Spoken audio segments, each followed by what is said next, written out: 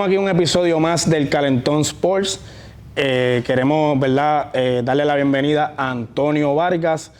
Para los que están acostumbrados a nuestro contenido, vamos a hacer esta entrevista en inglés. Antonio, ¿verdad?, es mitad y mitad, tiene padre puertorriqueño, madre mexicana, pero vamos a hacer la entrevista en inglés. Así que vamos ahora a cambiar lo que es de español a inglés. Antonio, I was just saying, we're here with you, obviously, in the Calentón Sports program. We usually do interviews in Spanish, but we don't want to be limited in just Spanish, so we're here with you, and we're going to do it in English. Even though you are half Puerto Rican, half Mexican, but we just want to welcome you to the program. And we are want to tell you thank you to take off your time having us here. Oh yeah, thank you, man. Thank you. So first, you were born in Houston, but you were raised in Kissimmee. As I was saying, your dad is Puerto Rican, your mom is Mexican. So tell me a little bit of your childhood and how you got into boxing. My father was the one that put me into boxing. I was 9 years old when I first started, and the reason for that because they diagnosed me with ADHD as a kid. So I was always getting in trouble, running around and fights in school. So my father decided, like, man, let's put him in boxing because they wanted to put me on medication. Yeah.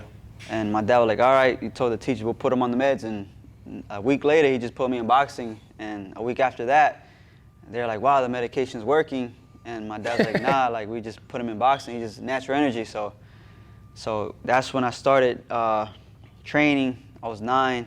Okay. I think like 4 months after that, I had my first tournament. It was ringside. And I fought 4 days in a row, and that was the first belt that I won. And after that, I like winning, so I stuck to the sport. And, you know, almost 14 years later, I'm still at it. Okay, so you never did any other sports? No. Once that happened, your dad said, let's put him in boxing. Yeah. And, I mean, obviously, it will drain you, right? Because, like, the training and throwing punches and running. So it definitely will drain you. And the doctors, they thought it was like the medicine working, but it was actually boxing. So while you were doing boxing, you said that you never play anything, but like, did it come to your mind to play something else, or you were so focused on like boxing? Yeah, for the most part, I was just so dedicated in fighting. That was, you know, the combat sport. It's I've never really had no desire to play any other sport, just only boxing. And you told us how you got into boxing, but when you actually fell in love of the sport. Yeah, definitely within the first year. Once I started winning and getting belts and trophies, I'm like, wow, this is a good feeling that I like. And the harder I trained, the more I could, you know, reap what I'm sowing. So that was one of the biggest benefits that I like from the sport. As of having, like, you know, baseball, football, you got to rely on teammates. Yeah. Boxing is just yourself. You got a coach in the team, but for the most part, it's the fighter's responsibility. Yeah, once you're up there, it's all you. Yeah. I'm at your record of 54-6 of like what I have on my notes. But before we go to professional, I want to talk a little bit of like how you did with the United States team. 2015. Pan American champion. But before we go to that, do you remember how or who or when you got that opportunity to box for the national team? For the Olympic team? For that time that you went to the Pan American Games? Oh, I had to qualify for that first. I believe that was either early 2015 or late 2014. I had to qualify. I had to beat everybody in the U.S. in my weight class, and I did that. Then I had to go to Mexico, and I fought against, I think it was like 4 different countries I fought against. Okay. And I won a gold, and when I won that gold, then I sealed my spot to go to the Pan American Games. I'm not sure if it was I think it was those 2015 Pan American Games that you fought Javier Cintron from Puerto Rico. I'm not sure if it's that one. So obviously, so people can know, because most of the time we talk like here, people in Puerto Rico, we talk like Puerto Rico national team. I don't want to disrespect anyone, but when you talk about USA Olympic team or national team, it's a way like different thing, because as you were saying, you gotta beat everyone on your weight class. And it's like, when you're saying, I was fighting for the national team, it's like a big deal, because United States is a huge country. So, gold medal in the Pan American Games, how that felt? Man, that was the biggest, one of my biggest accomplishments in the amateurs, besides going to the Olympics, because once I won that gold medal, that basically put what's the word I'm looking for? It put a spotlight on me that I never had before. Because before that, I was winning a lot of national tournaments. I had I think almost close to 12 national titles. But once I won that, everybody's knew who I was. And it was a fact that I beat Cuba, and they're one of the hardest people to beat in amateurs. So now we're talking national teams. We're gonna go to the Olympics, but we talk about when you got into the sport. We talk about when you fell in love of the sport. Now we're gonna talk when Antonio Vargas said, I built for this. I can do something out of this. Was it that time in 2015, or when you were winning those national championships? I believe, 2015, man. That I'll never forget that year, because that was a year that it's the confidence. And I knew, I'm okay, I know God has destined me to be a fighter and a great fighter. And that year made my life a lot different. And from there, I was able to reach new heights. And I'm still in the process of reaching new heights, because gold medalist and Olympian. Now my next goal is to be a world champion and a pound-for-pound world champion. That's the new heights that I'm aiming for right now. So 2016 Rio Olympics. Tell me about that. Yeah, that was definitely one of the biggest experiences of my life. And just being in the atmosphere just with all these other people, and I've seen celebrities, football players, swimmers like Michael Phelps and Kevin Durant. So being around that, it definitely was something different that I never got to experience. And one of my coaches on the USA team, he'd always emphasize he was saying the ratio of somebody to get to the Olympics, it was 0.0005%. So basically saying for you to be an Olympian, for you to be in the village of the Olympic, the USA team, you have to be a very special person to actually be in the team. And so you probably had a chance to win the lotto first. Yeah, it's a very small percentage, and especially in boxing, you only had 25 people in each weight class. So that's 25 people out of the whole world, at 114 that I got to, I had the honor representing my country. And going to that Olympic team, in my notes I have you, obviously a lot of boxers that now world champions been through the Olympic team. You had the chance to be teammates, if I'm not mistaken, Shakur Stevenson, Clarissa Shields. How was that experience with those guys? By that time, you were still the same, I'm sure. But how you compare, or what you remember of being with them, and how you feel now that the success they have in the sports right now? Yeah, it's man, all the people on the Olympic team, they're like brothers and sisters to me, because we spend a lot of time in camp. And Clarissa, she's like a sister to me. I know her personally, and I have her number. And Shakur Stevenson as well. They're really good friends of mine. But when I look at them now, I'm like, wow, man, just to know, man, we're in the same training camps together. Now that they're both world champions, it just motivates me as a fighter. And I'm like, man, if they did it, I have the same talent to do what they're doing. Exactly. And so it just motivates me and gives me a picture where I should be at, because I see them.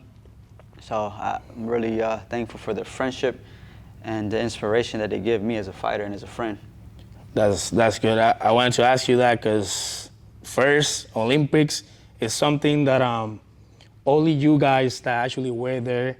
I talked to Jean-Pierre Rivera. He was in the Olympics in 2012, but with the COVID hit, the 2020, I think. 2021. And yeah, 2021, because they changed it.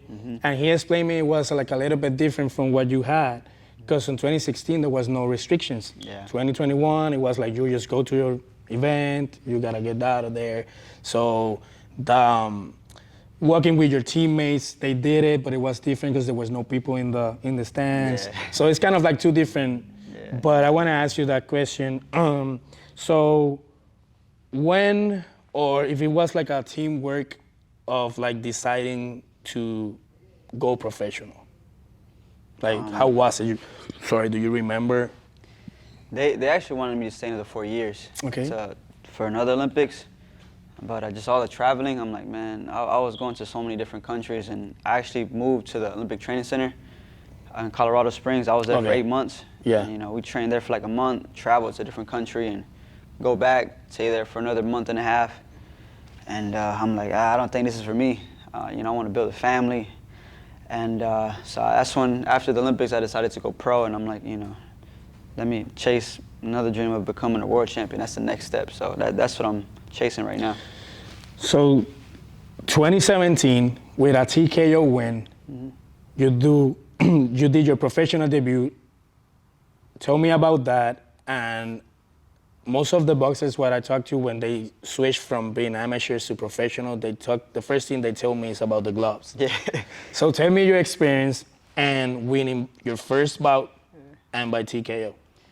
Yeah, like you're saying, man, the gloves is the biggest difference, because the amateur, man, you have the gloves, they're like 2 inches thick versus an 8-ounce glove that's maybe half an inch thick. Yeah. So it's a lot different. When you punch, you feel the punch a lot more, and they're made to knock people out. Yeah. So, when I got the experience, I'm like, wow, this is a lot different. And, obviously that first round knockout, I'm like, man, this is, it's a lot easier to get knockouts with a little 8-ounce glove, and now I know why, they keep the gloves like that, because people are drawn to knockouts. Yeah. So I was definitely one of the biggest changes was the gloves, and obviously no headgear and stuff like that. Professional record 16-1. Obviously, I can't go through your career without touching this part of your career. First of all, I want to say that I respect you, and then after I saw what I'm gonna tell you about, I respect you even more. 10-0. You're in Kissimmee, you have your first defeat. Look how I'm doing right now. So it's kind of crazy, because I knew you had so going back a little bit, my podcast started, I play baseball, so I didn't even think about doing boxing as an interview and stuff. But something happened in February. I can tell you off cameras, I can tell you what happened. I said it before in my podcast. I knew about boxing, but I was like a little bit. Once Tito Trinidad retired, I saw Miguel Cotto, some fights about Miguel Cotto, but the thing is, I was like, I'm new to this. Since that time we talked in February, mainly I started going to the fights here. And I saw that you had that defeat, but I didn't know how it was. Preparing for this interview, I went into and checked it out. So it was a KO in the first round. I don't want to go much into that, because I don't want to touch what is in the past and what we don't want to talk about. But I believe that defeat, and I think you're probably going to tell me the same thing, helped you to be a better fighter. Obviously, you learned some stuff from that fight. But I just want to go to that moment. Way before the fight, he was bigger than you. I mean, in size, what I saw, I wasn't there. I just wanted you to tell me. I don't want to tell you how do you felt, because that's like a stupid question. You were knocked down, but I want you to tell me, like after that, what did you learn from that, and how did it change you as a person or as a professional boxer after that? Because right after that, you came back with a KO. Yeah, that was definitely one of the biggest, downfalls in my career. Because as a fighter, man, that's the last thing any fighter wants to happen is for you to get knocked out. And it took me almost a year to talk about it, because I would run away from the question and man, for like the first 6 months after that fight, you know, people would, hey, you know how you doing? And I would just try to avoid people. I didn't want to tell people I boxed because every time they searched my name, that's the first video that would come up, and I'm like, man. So it definitely, it built a lot in me, resilience in my character, and now I could talk about it, and actually I don't shy away from it. It's part of the story, and I'm still building that chapter in my life where I could talk about that defeat and, you know, just emphasize how to come back even stronger, you know, and show the resilience and why that happened.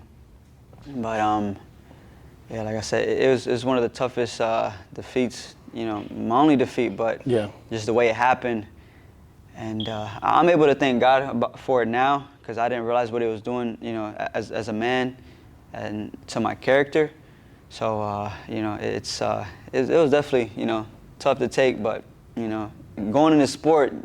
Yeah, exactly. You go there, you know, it's either you or him. Yeah. And how do you come back? Like, a lot of people, they don't come back after something like that. Or if they come back, we already having issues, because, I mean, it wasn't like a real deal knockdown. Like, so what motivated you, or what kept you with the head in the game of, like, you want to still do this, you still have something to prove, or to come back better and keep going to your direction and be a world champion? That's your main goal.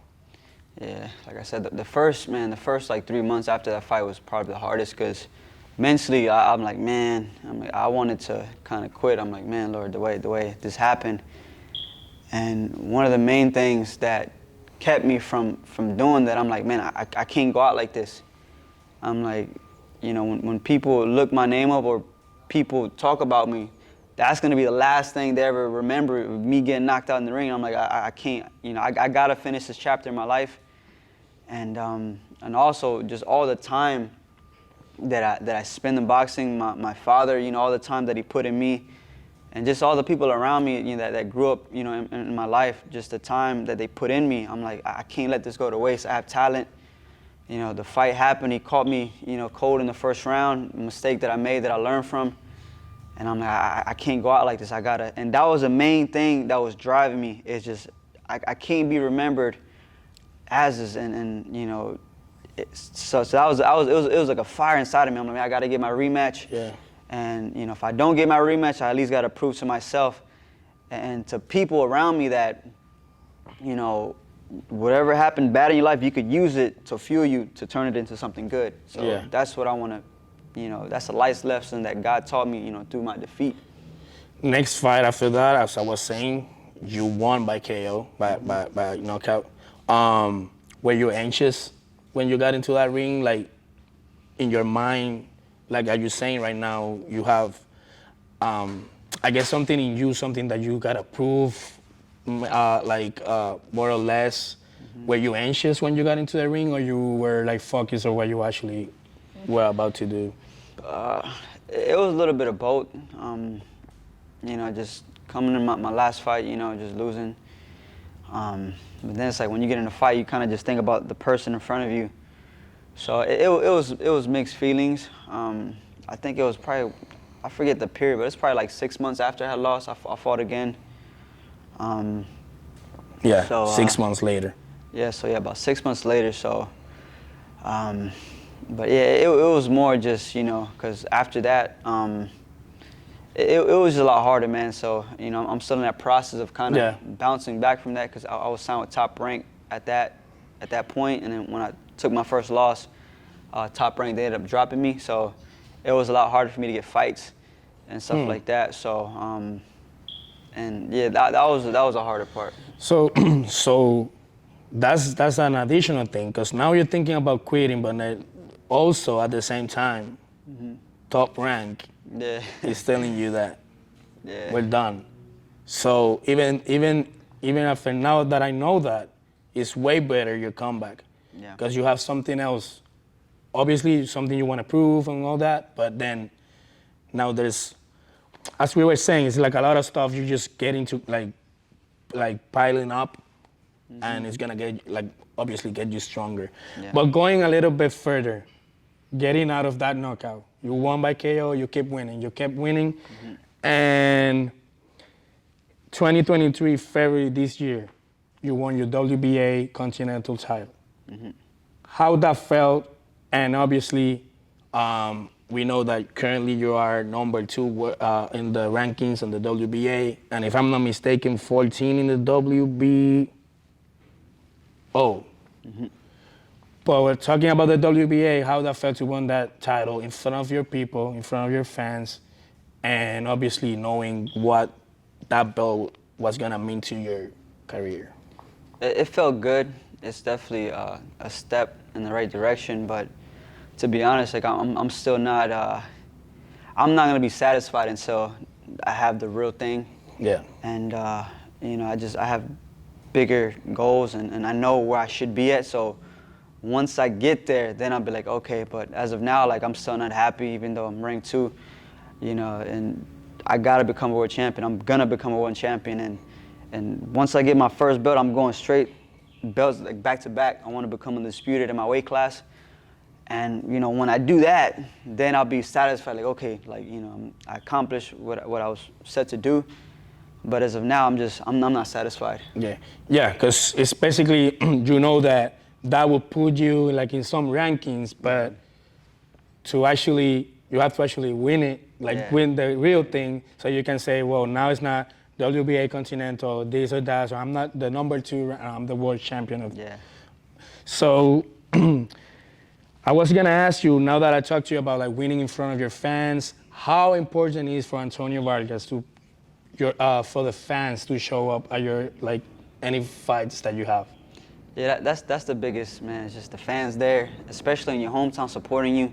You know, you got friends and family, so that's one of the most parts I look forward to. Especially after the fight, I get to, you know, meet some of my fans and stuff like that, and it just motivates me too, and it helps me to you know, interact with people I know and stuff like that, because those are the people that buy tickets and support. And so I just want to be a good example to my fans, and you know, whatever I could do to help, you know, my people, man, I'm for that. Boxlab Promotions. Talk to me about your experience with Boxlab Promotions and being one of the faces of Boxlab Promotions.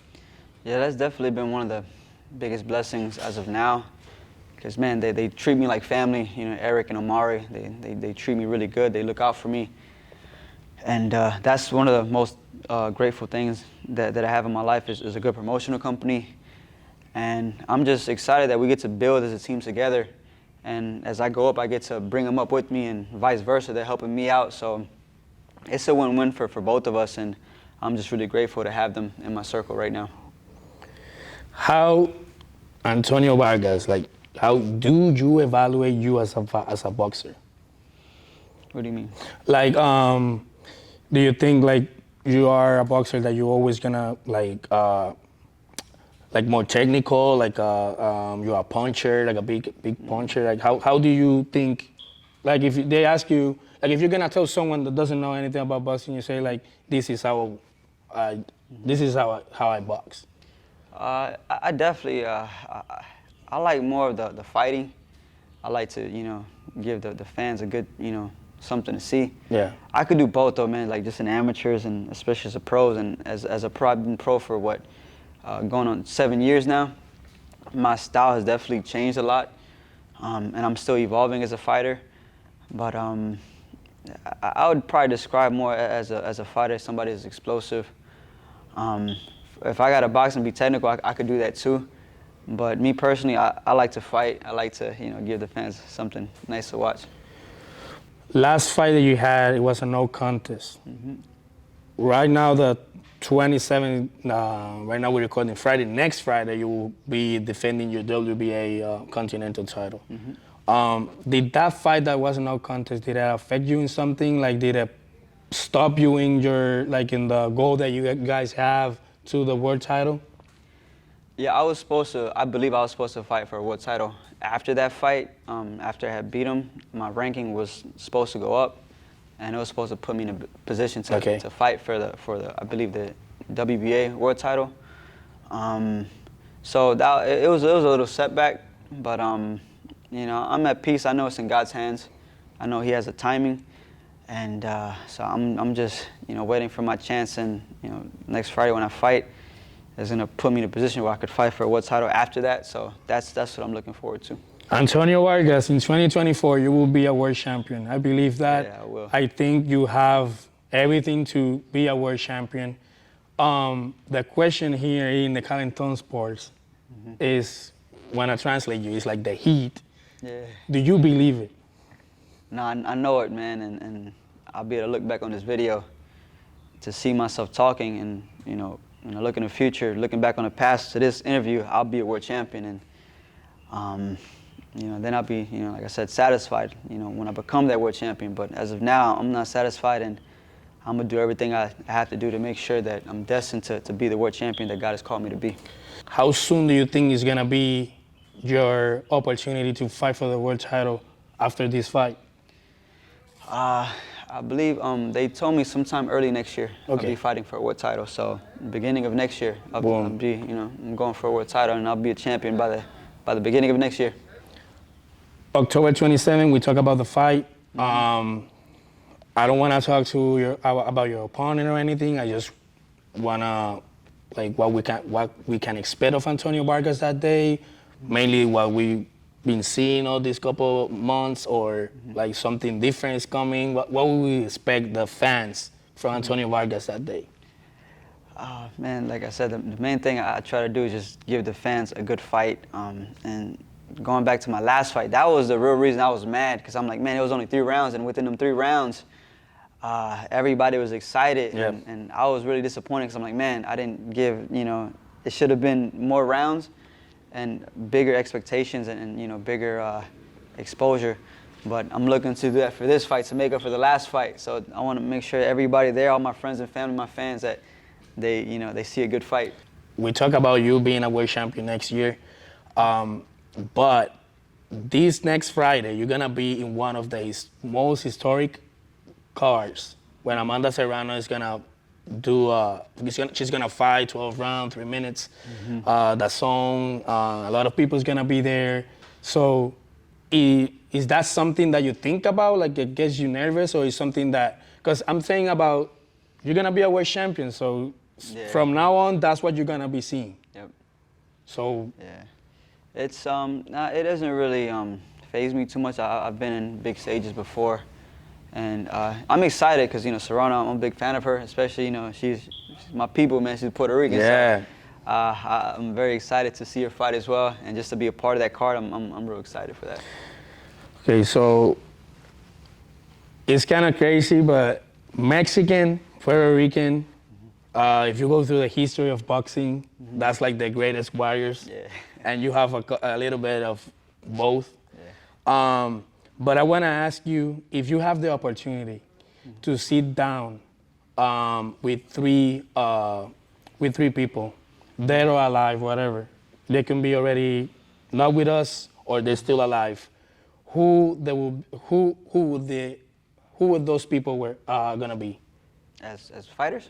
No, it doesn't have to be fighters. It can be, I don't know. I did that question to myself, and I said my grandfather. So it doesn't have to be fighters. Okay. Just that, 3 people that you can tell me I would like to sit down and talk about life or something. I've never really thought about that question before. 3 people that I would like to meet. I could tell you about a fighter. Maybe one of my favorite fighters is Manny Pacquiao. I grew up watching him as a kid, so I would like to maybe meet him one day. Talk to him, get some advice. Another person, you can tell me too if you want. This is one of the hardest questions That's a thinking for question. everyone. Yeah. Man, probably number 2. I talk about this, man. Jesus Christ. He's a man. He's God in the flesh. I'm gonna stand before him one day. But if I had the chance to see him, as I'm talking to you right now, that'd definitely be number 1 on my list. But yeah. Like I said, I'm gonna stand in front of him one day, and I know, whenever I'm done with this life, and I hear, "Well done, my good and faithful servant," that'll be, I'll stand in his presence, and that's a person I'm most excited to meet. So, last question. Who you would like to see in this podcast with me, sitting down like you're doing right now? But before you think, you gotta make this possible. So think of a person that you would like to see in the podcast, but you have to make it possible that the interview actually gets done. Man, I don't know about that. Yeah, let me see. A person in a podcast. I don't know, man. It's hard. you got a homework. It doesn't have to be a boxer. I mean, you've been boxing all your life, so it could be, I don't know, your trainer. I would like to see my father. I think my father, he's camera shy too. He don't like to be, in front of the camera. But I said, if it wasn't for my father, I wouldn't be where I'm at today. He put a lot of work, a lot of time into me, a lot of sacrifices. So if he could be here on this podcast one day and just, probably you get more insight, more questions from him, that'd be and then obviously, I hope it's just the first of a couple more that we can do once you're a world champion. Yes, and we will go back to this video as you were saying. But I just want to tell you thank you one more time for you taking off your time and being here with us. I know you are close to the fight. You are doing those final touches. Thank you one more time. And then I just want you to tell the fans and everyone, or your family, a message or anything that you want to say to them. I guess the main message I want to leave to my fans, my family, friends, the reason why I fight, I want to build a legacy, and the main legacy I look to build is to glorify the name of Jesus Christ. That's everything I do this for. Without him, I'm nothing, and he's given me the gift and the strength to be a fighter. So with all I have in me, I'm going to glorify my God to the day I die, and I'd encourage people to give their life to Christ, to follow the teachings of Jesus. He says, I am the way, the truth, and the life. Nobody comes to God except through him. So that'd be the message I'd have to anybody that's watching this video is to seek Christ, to build a relationship with him, give your life to him. And I'll promise you that'll be the best decision you ever made in your life, like it was for me. So that'd be it right there. Antonio Vargas, where we can follow you in your social media, Instagram? Yeah, it's Antonio Vargas. Instagram, Tony Vargas, same thing on Facebook. And those are my two main platforms of social media. Great. So there you go. El Calentón Sports one more time with Antonio Vargas, next world champion in the bantamweight division. Be aware, October 27, next Friday, Antonio's back in the ring defending his WBA Continental title. Now we're going to transfer to Spanish for the people, my Spanish people. Gracias una vez más por estar aquí con nosotros, el Calentón Sport, Antonio Vargas, el próximo campeón mundial de las 118 libras. Vaya a nuestro canal de YouTube y a todas nuestras redes sociales por el canal de YouTube. Si les gustó este contenido, dale like, activa la campanita, pero suscríbase, lo más importante. Llévatelo.